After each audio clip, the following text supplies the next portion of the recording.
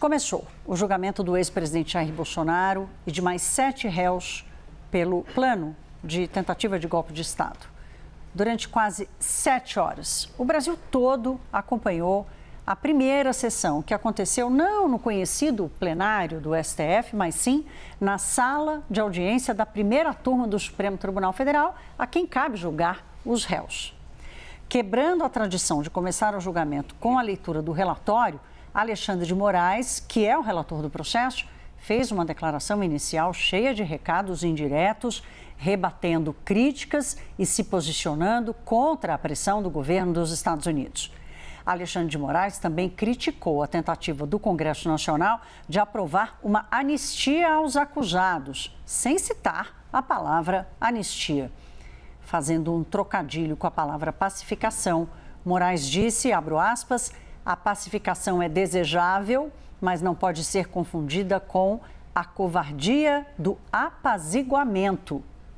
Essa declaração de Moraes veio quase como uma resposta a mais uma tentativa de parlamentares bolsonaristas de pressionar o Congresso Nacional. Reunidos em Brasília, eles querem votar o projeto que livraria Jair Bolsonaro e os outros réus do processo por tentativa de golpe de Estado.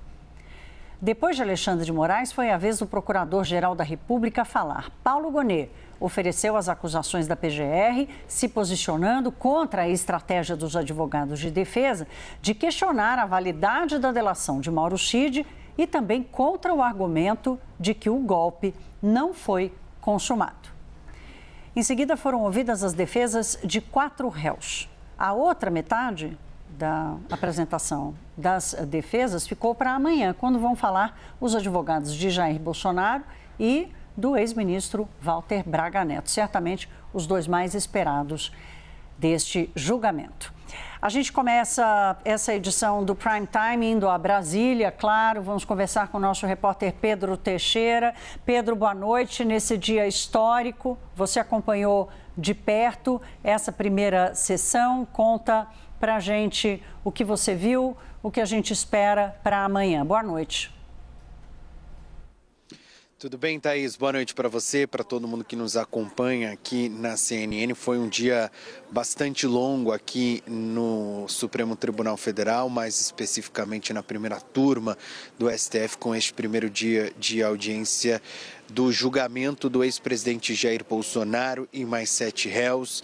O caso que está sendo analisado é uma tentativa de golpe de Estado. Você fez um resumo ali dos posicionamentos, tanto do ministro Alexandre de Moraes, que defendeu o processo, citou pressões internas e externas contra a corte, um recado claro, especialmente com relação às decisões dos Estados Unidos com relação a este processo.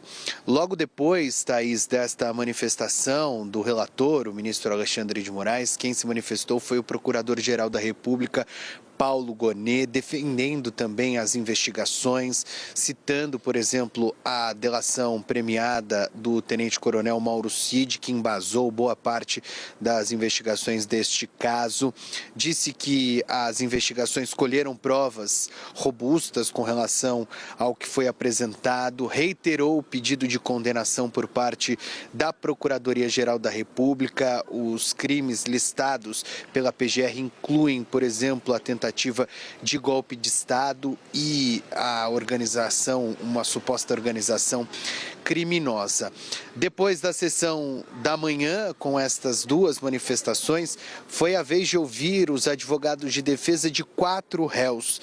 Apresentaram as suas teses, a defesa do delator, Mauro Cid, a defesa do ex-diretor da Agência Brasileira de Inteligência e hoje deputado federal Alexandre Ramagem, a defesa do ex-comandante da Marinha Almir Garnier e também a defesa do ex-ministro da Justiça Anderson Torres. Amanhã, a expectativa é de que a gente possa ouvir as defesas dos outros 4 réus, começando pelo general Augusto Heleno, que foi ministro do Gabinete de Segurança Institucional da Presidência da República, depois a defesa do ex-presidente Jair Bolsonaro, depois a defesa do ex-ministro da Defesa Paulo Sérgio Nogueira e, por fim, a defesa do General Walter Souza Braga Neto, que foi ministro da Defesa e da Casa Civil e candidato a vice-presidente na chapa do ex-presidente Jair Bolsonaro nas eleições de 2022. Volto com você, Thaís. Obrigada, Pedro. Boa noite, até já. Olha, durante essa abertura do julgamento, o ministro Alexandre de Moraes disse que a pacificação não pode ser confundida com o que ele chamou de covardia do apaziguamento, quase como um trocadilho. O ministro Alexandre de Moraes disse que essa troca leva à impunidade e incentiva novas tentativas de golpe de Estado. Vamos ver esse trecho. Nesses momentos, a história nos ensina que a impunidade, a omissão e a covardia não são opções para a pacificação, pois o caminho aparentemente mais fácil, e só aparentemente, que é da impunidade, que é da omissão, deixa cicatrizes traumáticas na sociedade e corrói a democracia, como, lamentavelmente, o passado recente do Brasil demonstra. A pacificação do país, que é o desejo de todos nós, a pacificação do país depende do respeito à Constituição, da aplicação das leis e do fortalecimento das instituições. Não havendo possibilidade de se confundir a saudável e necessária pacificação com a covardia do apaziguamento, que significa impunidade e desrespeito à Constituição Federal e mais, significa incentivo a novas tentativas de golpe de Estado.